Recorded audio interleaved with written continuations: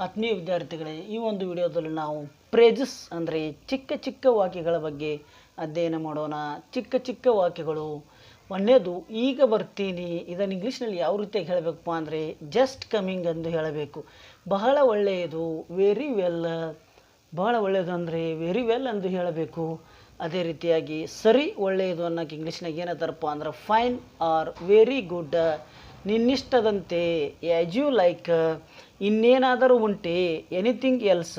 ಅದು ಸಾಕು, ಅಷ್ಟು ಸಾಕು. ಇದನ್ನು ಇಂಗ್ಲೀಷ್ನಾಗ ಯಾವ ರೀತಿ ಹೇಳಬೇಕಂದ್ರೆ ದ್ಯಾಟ್ಸ್ ಎನಫ್ ಎಂದು ಹೇಳಬೇಕು. ಈ ಸನ್ಮಾನಕ್ಕಾಗಿ ಕೃತಜ್ಞತೆಗಳು, thanks for this honour.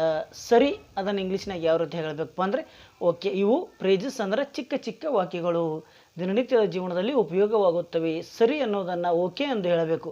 ಏಕಾಗಬಾರದು, why not. ಸ್ವಲ್ಪವೂ ಇಲ್ಲ, ನಾಟ್ ಎ ಬಿಟ್. ಹುಷಾರಾಗಿರು, ಟೇಕ್ ಕೇರ್. ನಾಳೆ ಭೇಟಿಯಾಗೋಣ, ಸಿ ಯು ಟುಮಾರೋ. ಹೌದು, ಅಗತ್ಯವಾಗಿ. Yes, by all means.